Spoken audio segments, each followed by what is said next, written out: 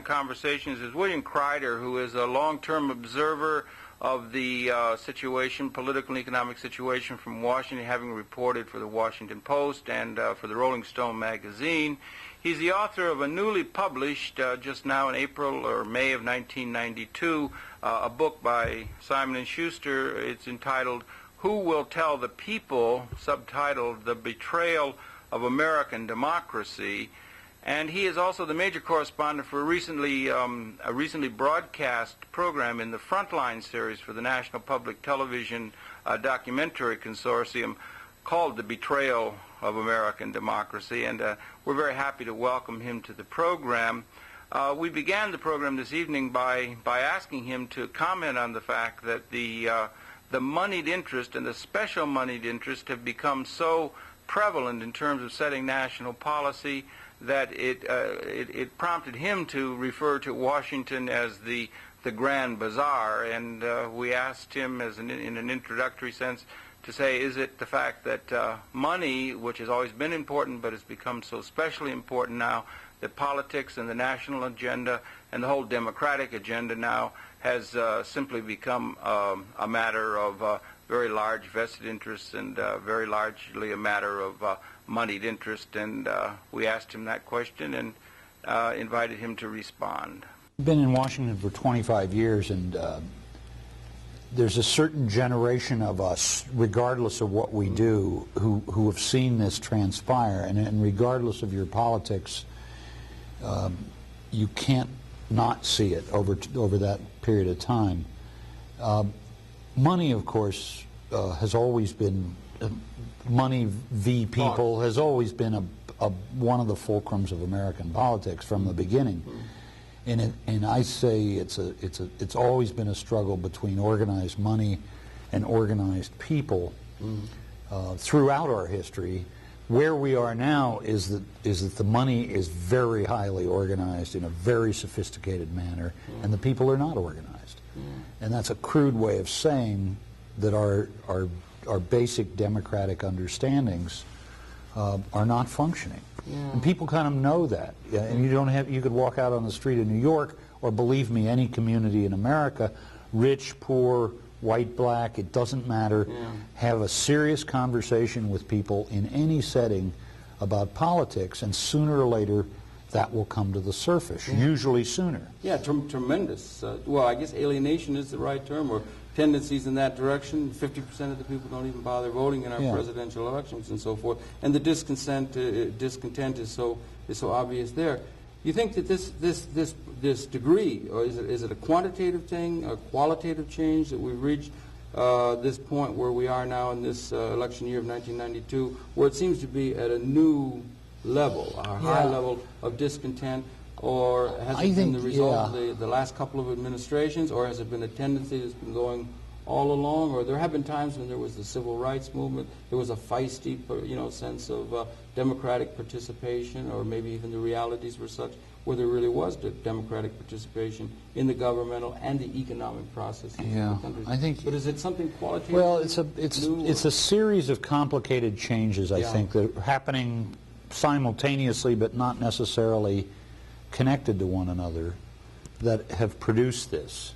And it didn't start this year. It actually didn't start with Ronald Reagan. My liberal friends don't like to hear that, but that's the truth of the matter. It's spread over really the last generation, and let me list a couple of those things. One, the political parties, which, as we know, were never perfect vessels of representing people anyway, but they lost their capacity to mediate between citizens at large and the government.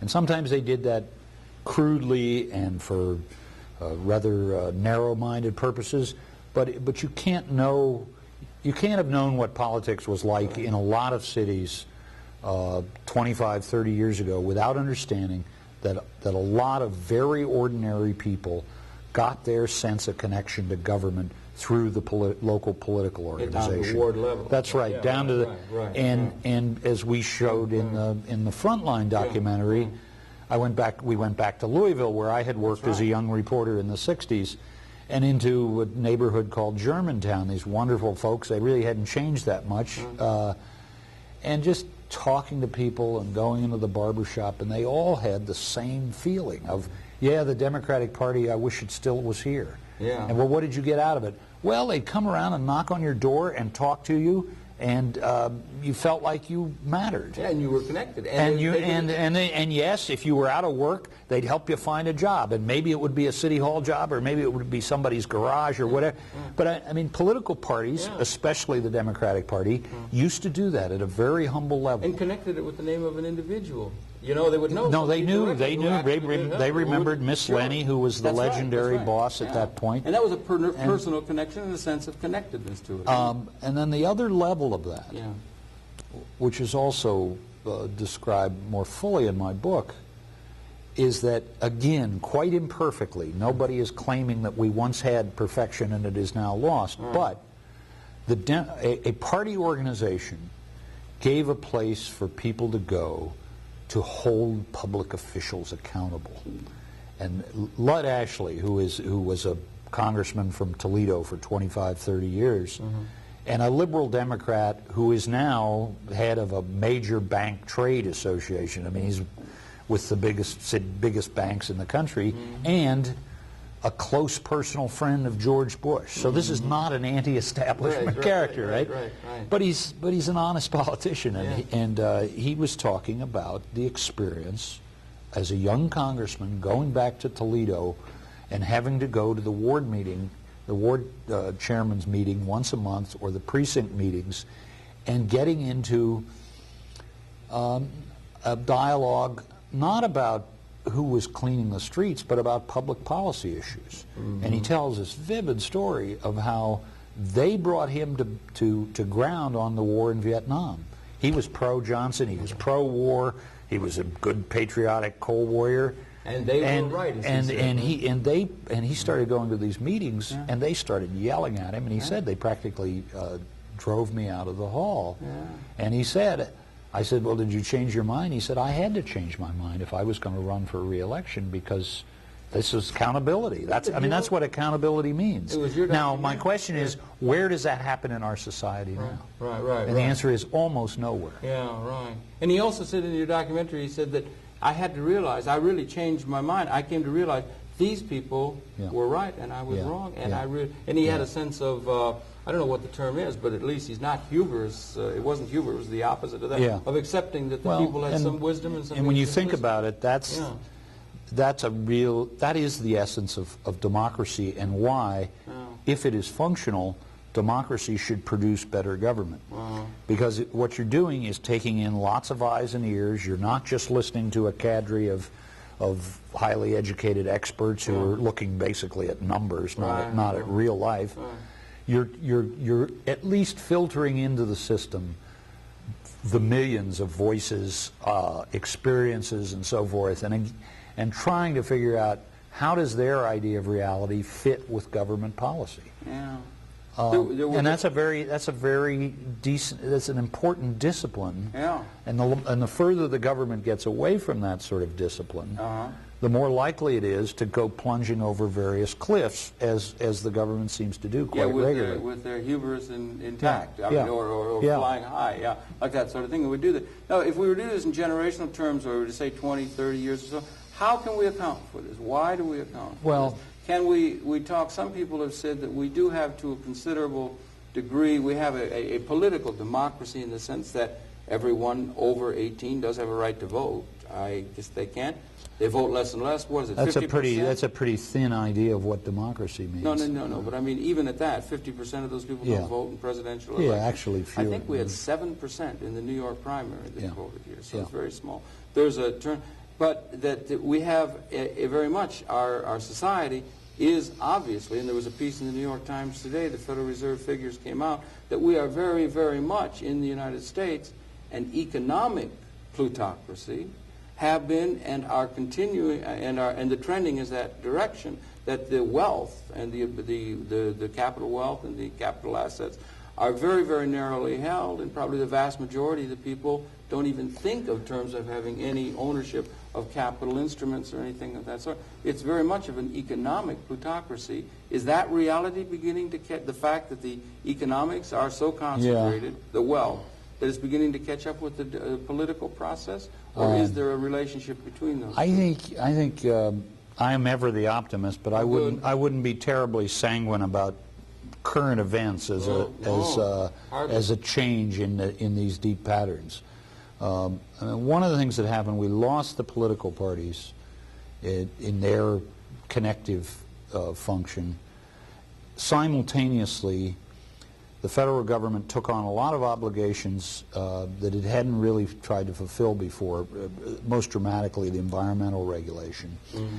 That gave corporate America a very direct incentive to bring a lot of money to Washington, which they did, starting really in the early 70s. After the Clean Air Act? And Clean Air Act, Clean Water Act, OSHA of protecting workers' safety. I mean, there's a long list of reform, 70s, all of which grew out of the reform movements of the 60s and early 70s.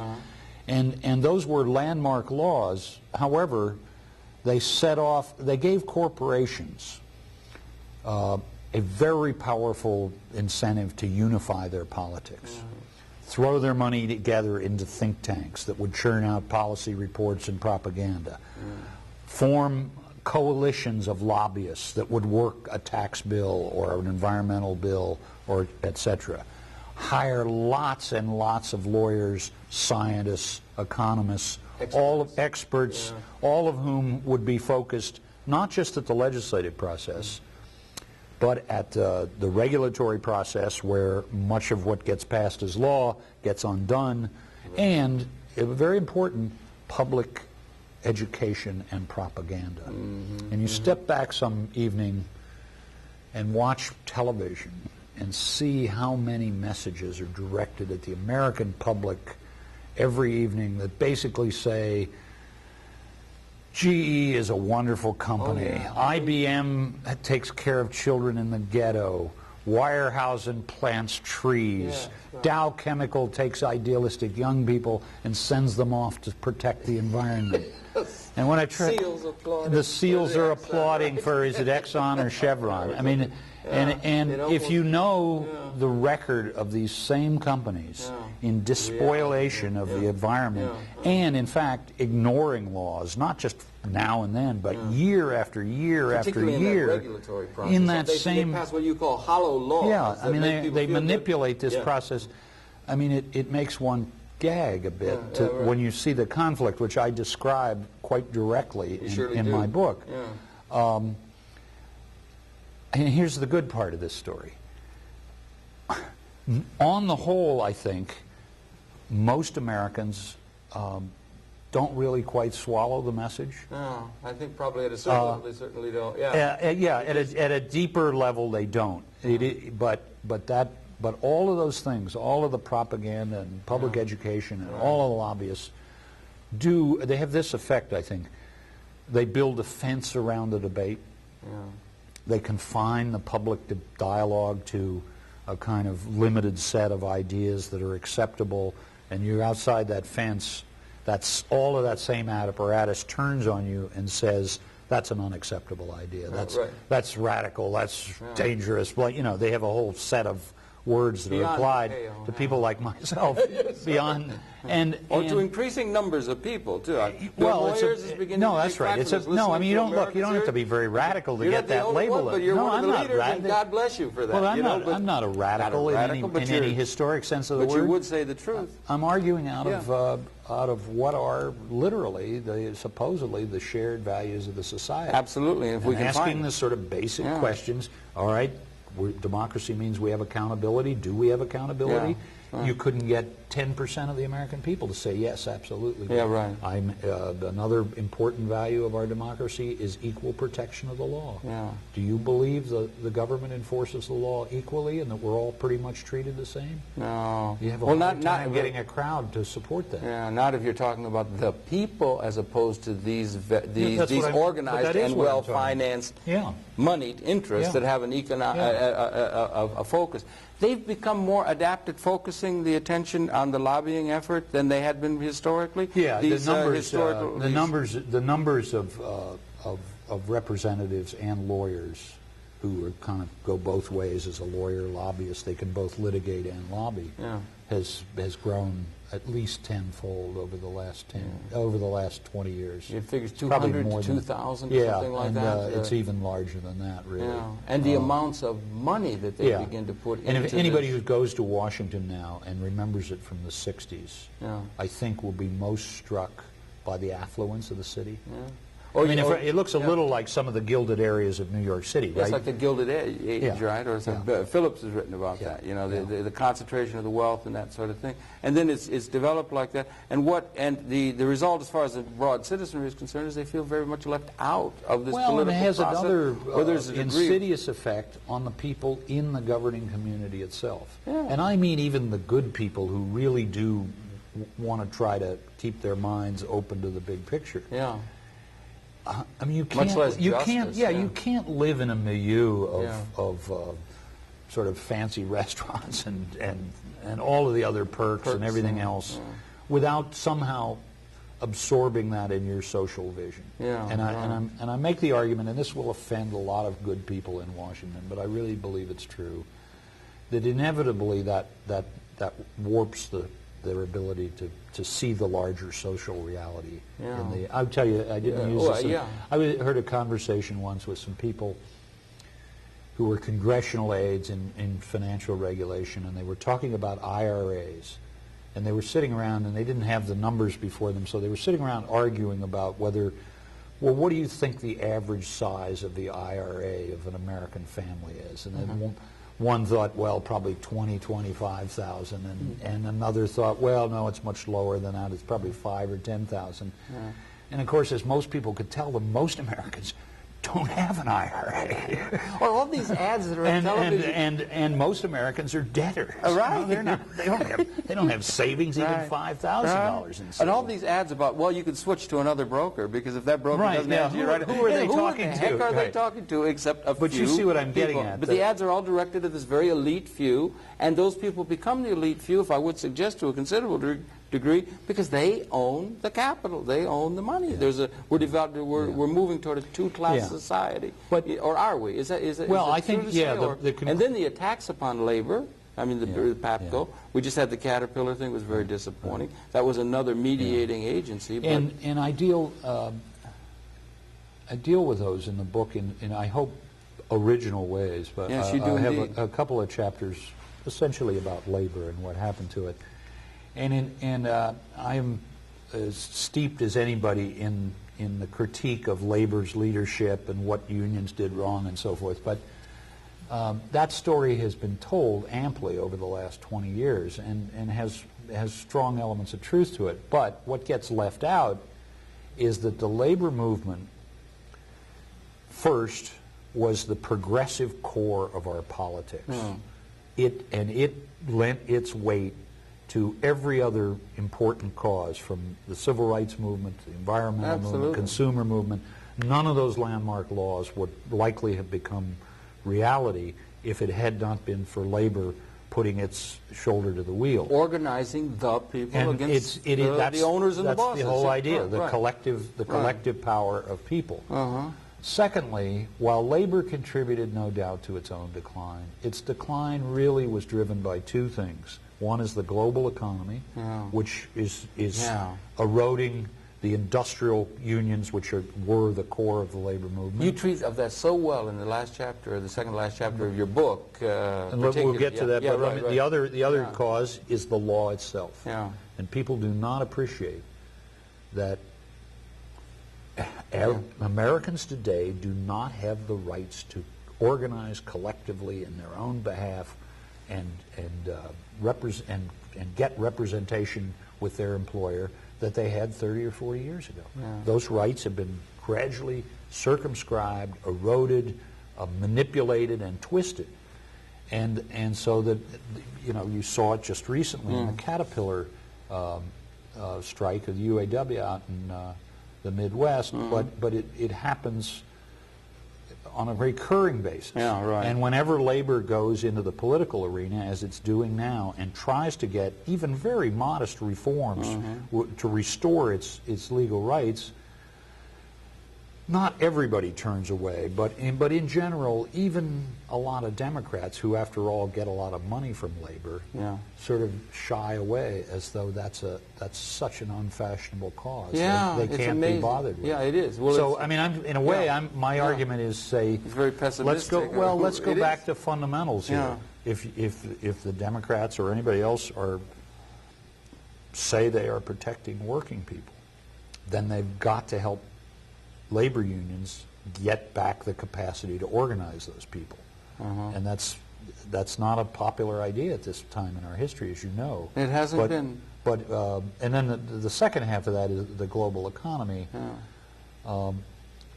If you talk to, say, auto workers in the Midwest, or steel workers, and a good many other manufacturing workers, they are portrayed usually as these sort of know-nothing protectionists.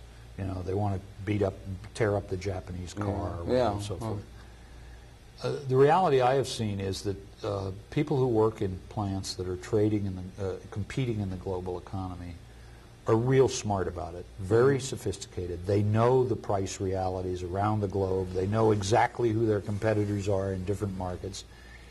And they understand what most Americans don't quite yet understand, which is that this global trading system, unregulated, unfettered, is a system running downhill, and it's gradually pulling down our wage levels, but it's also pulling down our laws, and that is, you know, literally our national sovereignty is being eroded by this system. Yeah, in the name of competitiveness. In the name of the United States if the United States wants to impose these standards on corporations, whether it's taxes, environmental law, worker safety, child labor, things we thought were settled a long time ago. That national entity and go international. They'll move the factory to Mexico in the name of or Indonesia or whatever, in the name of efficiency. Yeah, right.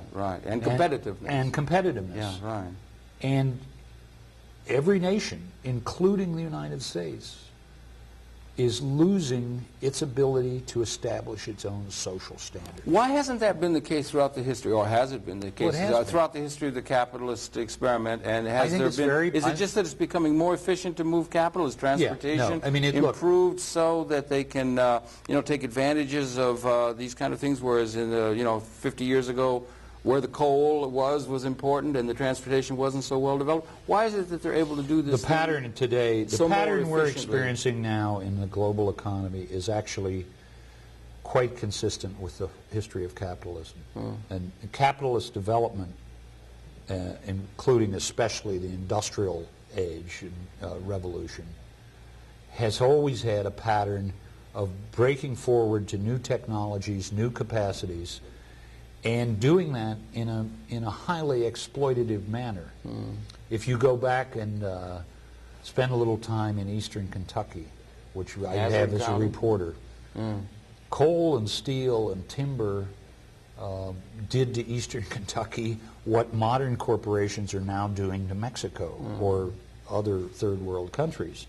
And the history of politics has always been that sooner or later people have to become sufficiently outraged and aware of this process to then impose social values on business. They used to let kids work 12 hours. They Exactly. tried to get it back in to this city, a kid under 8 didn't even have to work but 12 hours a day, and that sort of thing. Right. And child labor was just back to Dickens' days. You don't have to go back to Dickens. You can go back to the life of this city 80 years ago. Yeah, right, okay. And in lower Manhattan, the children worked, and it was said that if you wouldn't let the children work, why the economy would collapse. That's beginning to happen in this city now with some of the immigrants who are really just nothing but almost slave labor. Not to mention the workers in China and other kinds of places that are literally under conditions that will amount to real, honest-to-God wage slavery. This is not a moral judgment about corporations and business. It really isn't. It's a historical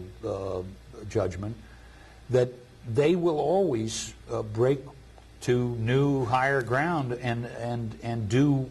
I mean, that's the nature of a corporate enterprise. Yeah, until, whether it's church or government or social movements, talk back to them and say, wait a minute, this is wrong. And that ought to be some governmental involvement in terms of that, if you're going to have any kind of organized something by the people against these vested and powerful And interests. what's happened really in the last 30 years is that new technologies of communication, transportation, so forth, computers, allowed a high mobility of capital.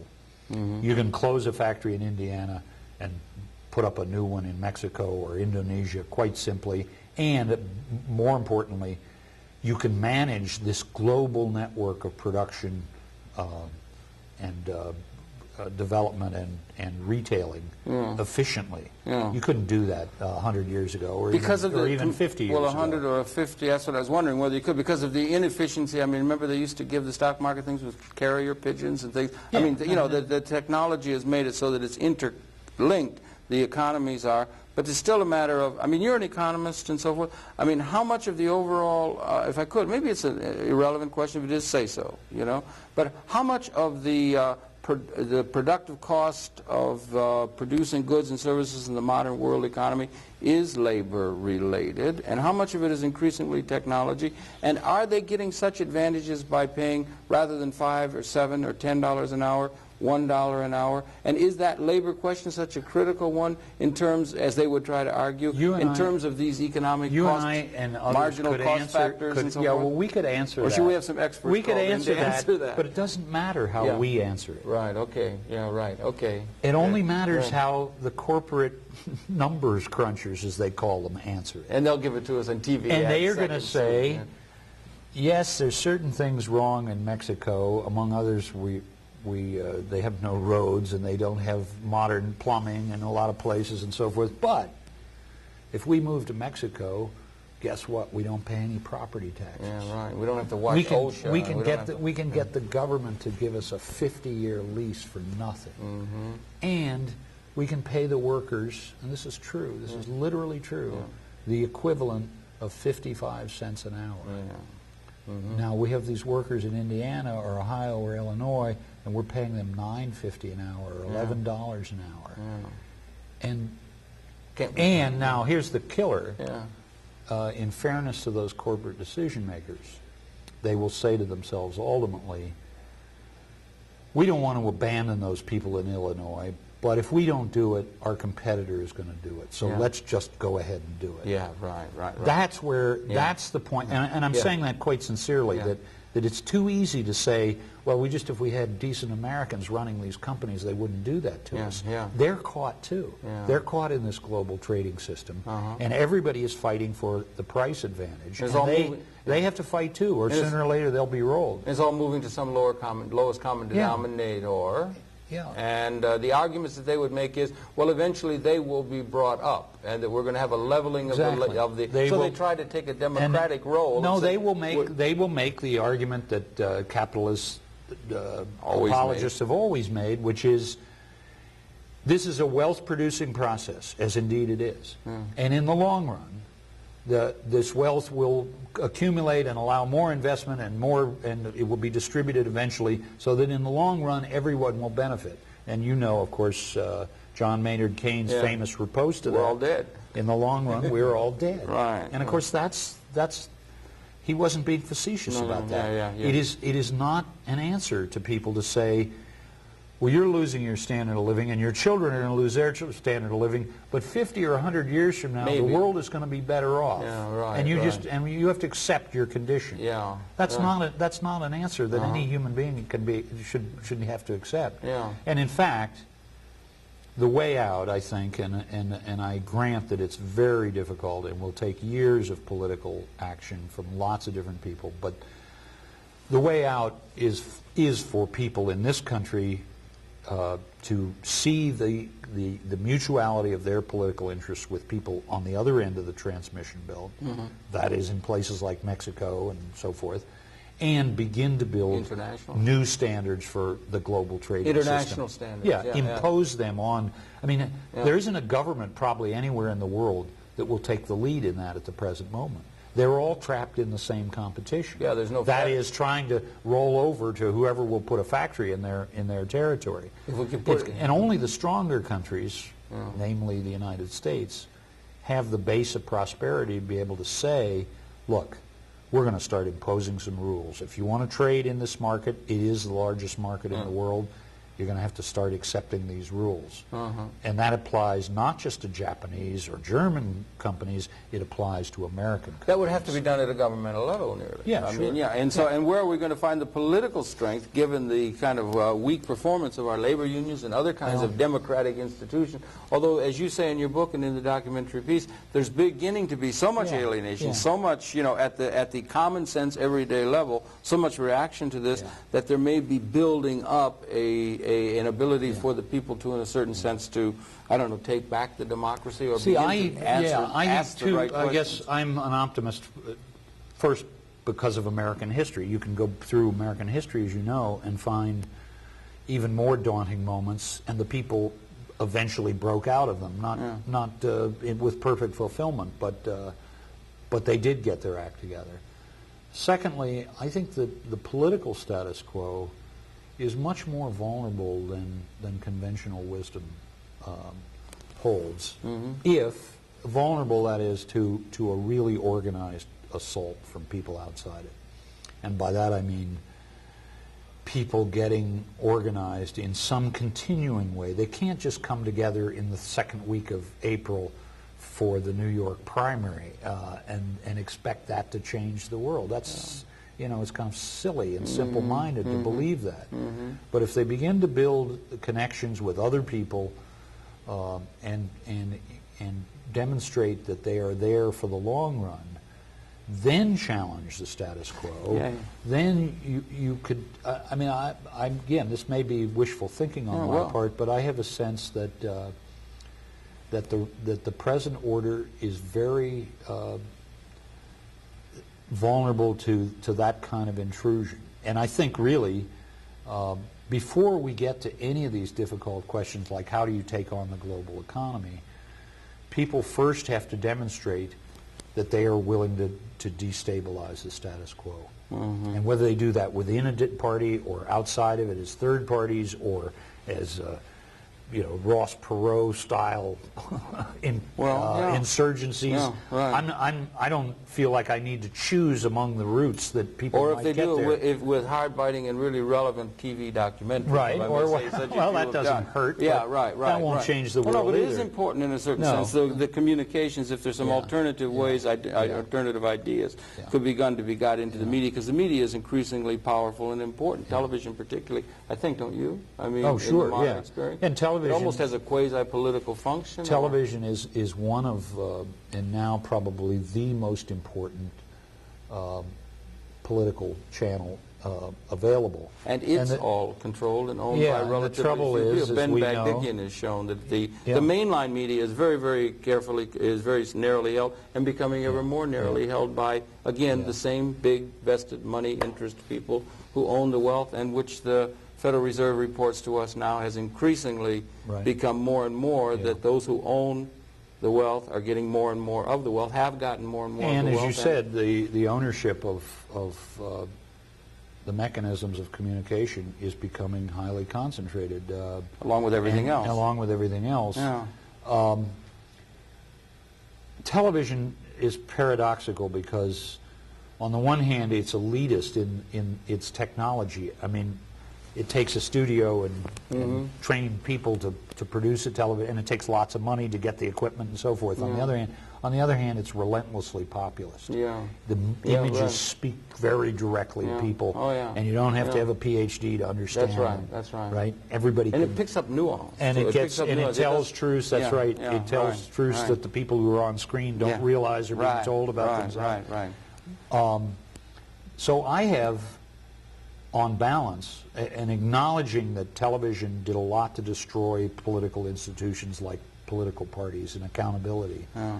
I'm basically an optimist about the medium. I think it has the seeds to make people powerful again, including their ability to produce their own television. And that's where public access television is. That's where this I hope. I hope. A harbinger of what lies ahead. I mean, just take... And we begin to have this deep dish, which is a thing where these people, a collection of activists and people who are concerned around the country, who are also trying to begin to tap into the realities of satellite distribution, which is the economic reality. That's very exciting to me. And they're doing it at just a local level and beginning to get something going, because that's fighting against, in a certain sense, the big interests. And it's indicative also, if I may, of the fact that you have a great number of channel capacities, which in a metaphor sense represents, in a certain metaphor sort of sense, if I may, the fact that the emerging technologies and the technologies of the time in which we find ourselves, one of the frustrating aspects of the contemporary human condition is that we do have a knowledge base and a technological capability of answering the ancient scourges of the human condition that is unprecedented. It's almost abundant in what we have, and we have these political things that are getting in the way. Do you understand what I mean? No, I agree completely. The access it has a certain abundant quality that these cable systems have that is perhaps a harbinger or a metaphor for a broader metaphor for the economy. I argue in the book, and I know that this goes against the supposed scientific evidence, but I've seen this over my lifetime. People in this country are basically smart, but they are also much better informed than they're given credit for. And I attribute that to television. It's true they may not have their knowledge sort of neatly lined up the way a political reporter would, or an academic would. Taker, exactly, that's thing. right. Yeah. But I've done this again and again. You go into the most remote corners of America and talk to people who are very humble in their lives.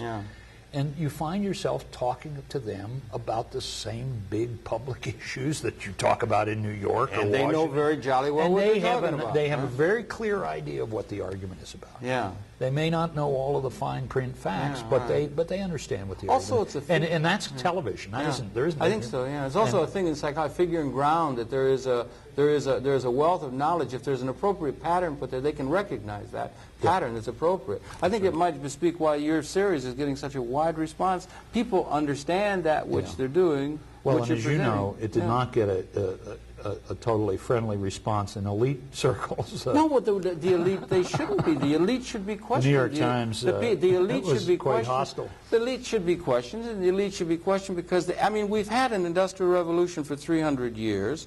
The human species has been on the earth for 200,000 years. We have this incredible technological, productive capability intrinsic to the contemporary moment as we move into it. The computer chip continues to just go through revolution after revolution, almost on a yearly basis in terms of the ability to use information. We have this tremendous capability, and we still have poverty in our midst.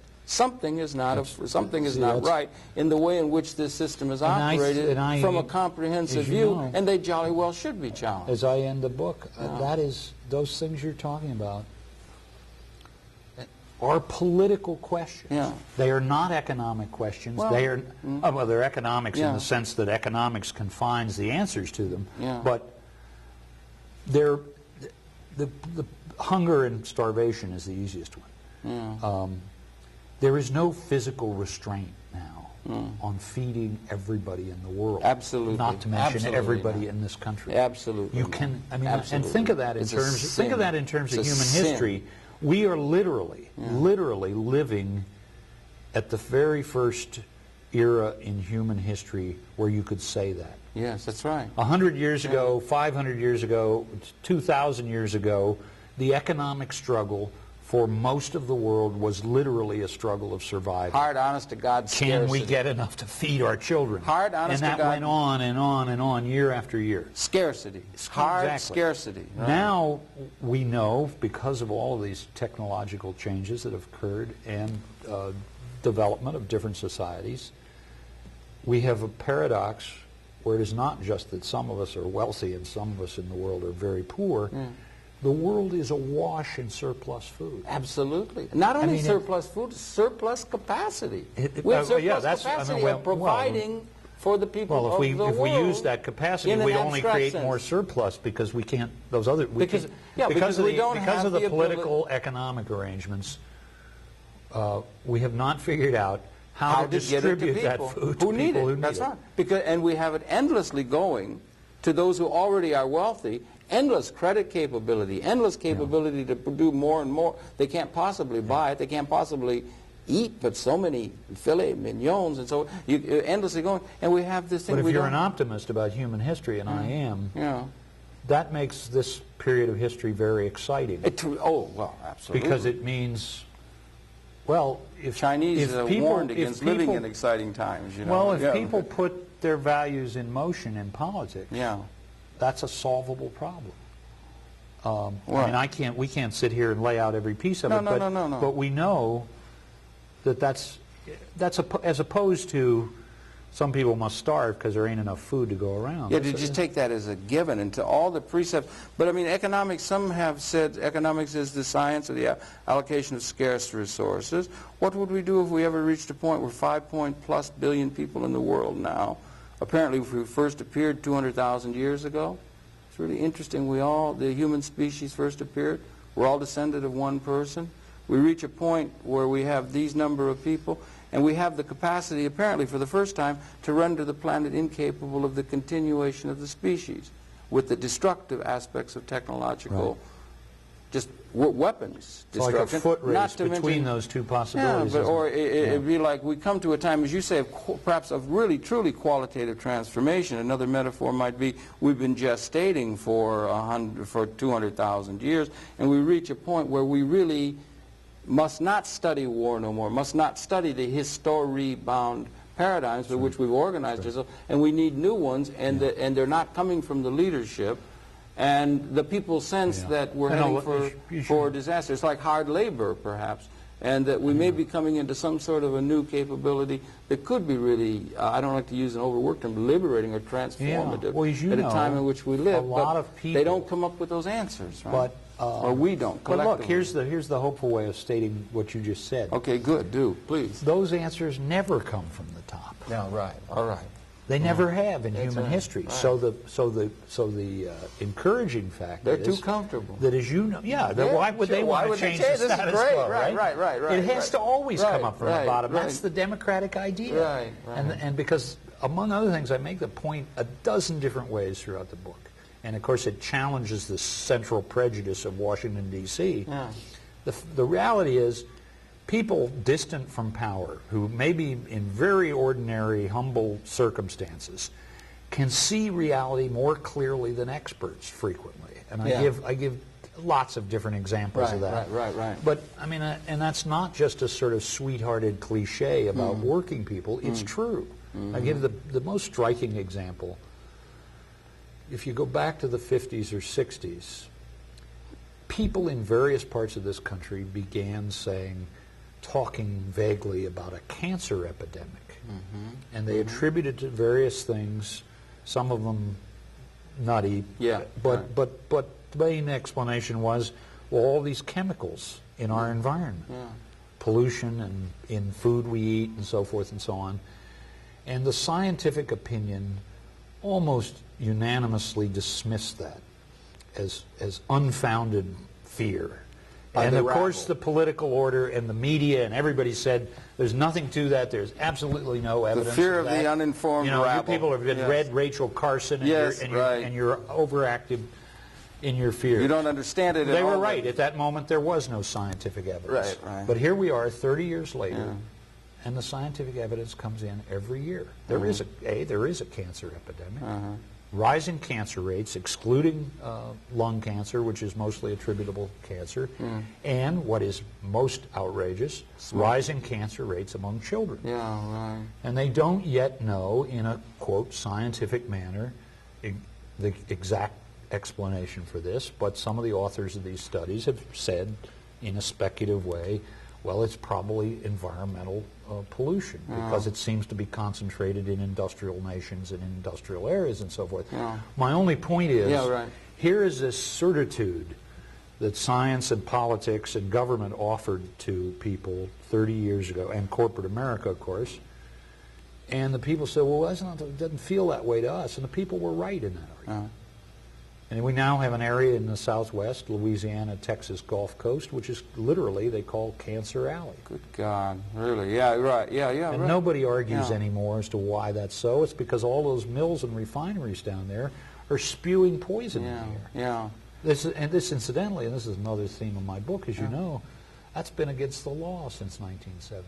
Yeah, well, you Why, have... you know, yeah, how could they get away with it? You have this very interesting concept where they pass hollow laws, where they talk to the issues that people feel, and then in the regulatory process, and you had a piece with Lloyd Cutler, I think, where he says it's the interpretation of that. They can just bargain all of that away, and they can manipulate it away with the power. And again, it comes back to the fact that the money interest are so very powerful, in the terms by which money and interest of the business world and the economic conditions are so set up.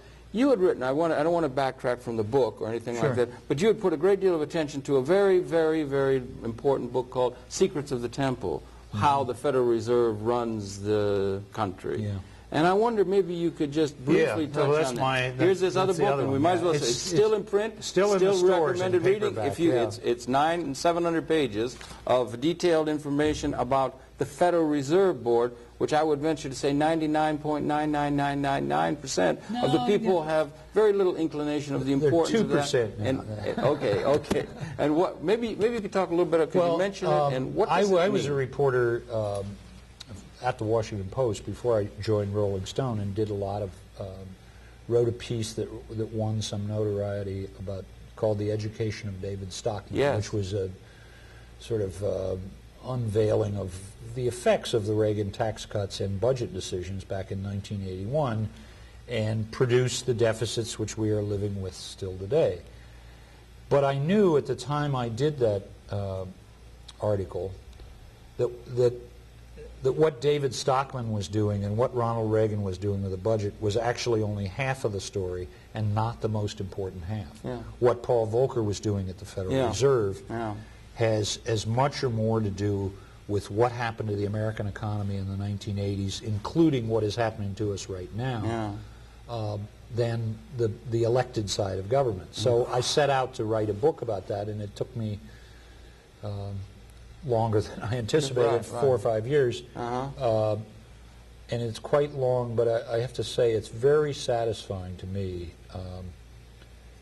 to know that the wonderful thing about a book is that it takes a commitment from both sides. I mean, to write one, you really have to make a commitment. Absolutely. And if it's a long, serious book, to read it, you have to make a commitment. So I still hear from lots of people around the country who have just read that book. And have questions or reactions or something. And that's a very, very satisfying experience. And I hope the same happens with this book, not necessarily tomorrow or the next day, although obviously I hope it sells well. But the wonderful thing about a book is that it's on the shelf and you don't know who's going to pull it down 5 or 10 years from now and learn something from it. But we have these Federal Reserve banks, 12 of them around the country, and they're privately owned. They're part of a private banking system. In a certain sense, the democratic or the democratic control of a Congress over the terms of interest, the terms by which the economy is to be operating, these very, very important questions to a certain degree. Have we given up any democratic control over that and handed over a great deal of the control of the terms by which business is going to operate in this country to people who have a very conflict of interest, a vested interest in terms of handing it over to the banking industry itself? It's sort of like Mr. Woods, Charles Woods, who is running for president now as a Democratic. We did an interview. He said it's a little bit like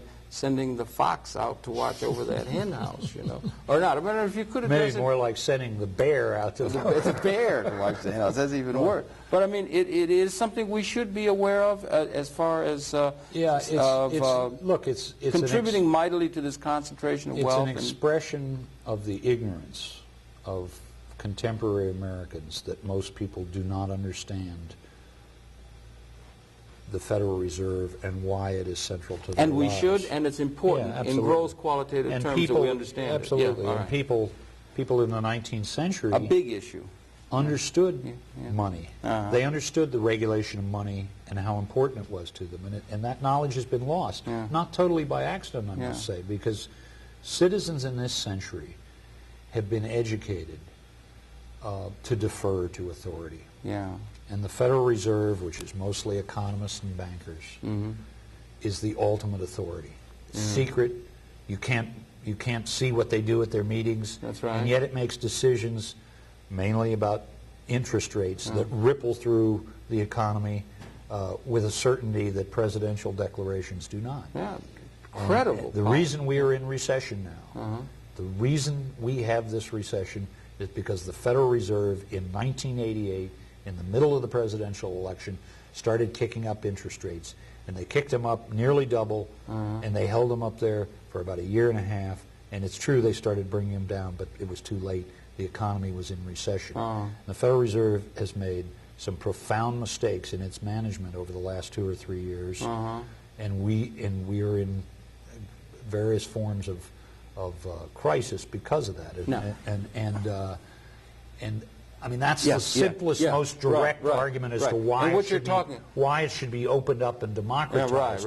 We don't have a voice there. Yes, sir. And you're talking here about something that really has a major effect as far as and we can talk about check kiting and little things like that.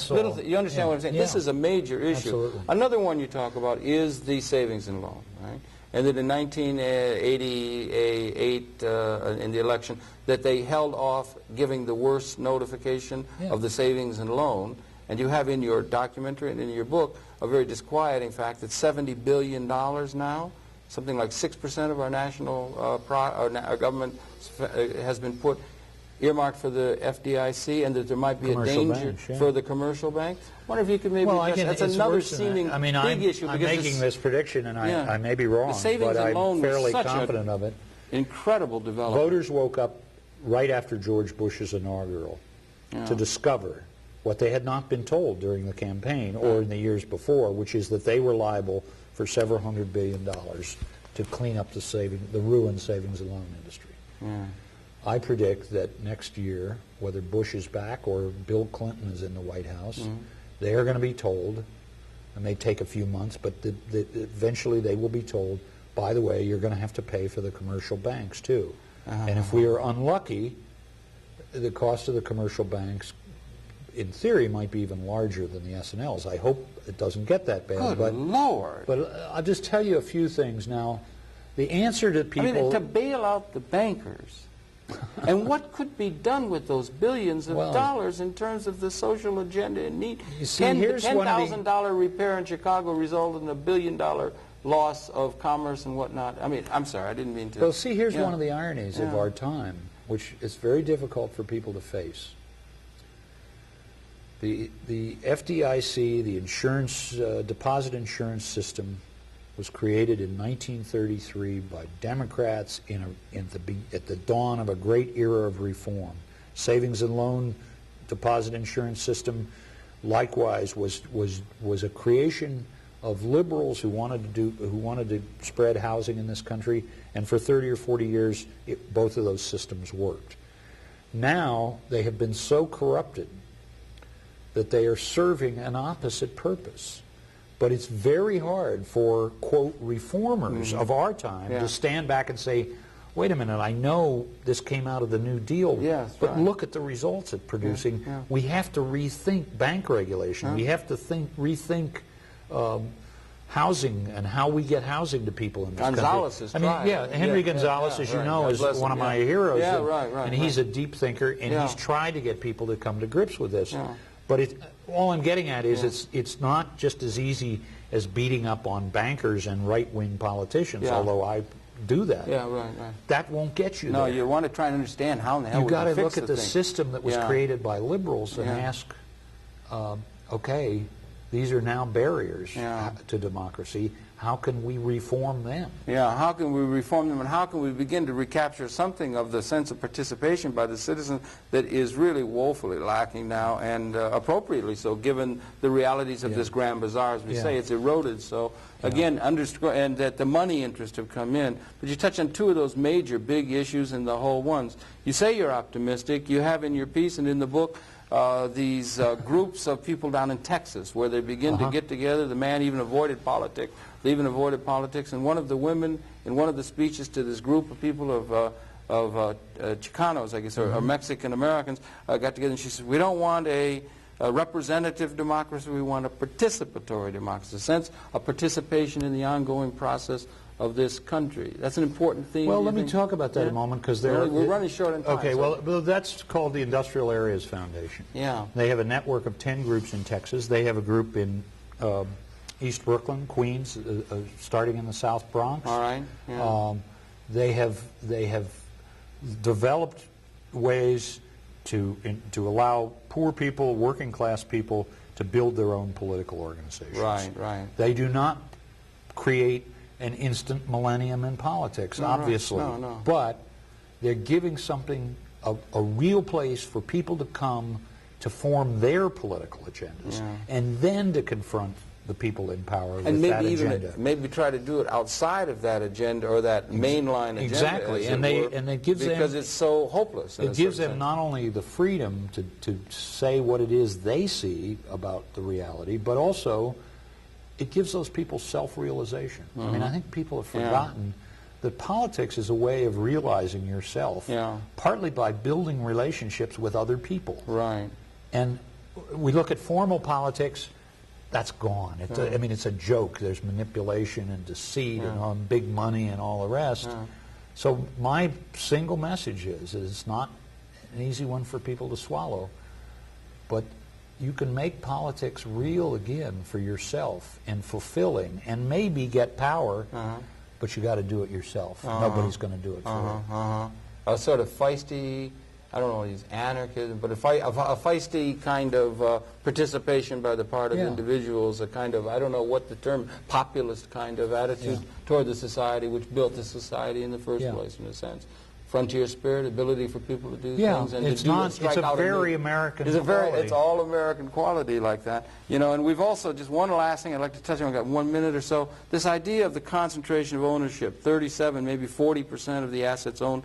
The idea, quickly, you give general credence to the degree it can be worked out, of Louis Kelso's idea of trying to build ownership, even difficult as it is within the last minute. Louis Kelso, as you know, had what he called, like to call, a model for saving capitalism from its own excesses. We're trying to spread and that was ownership.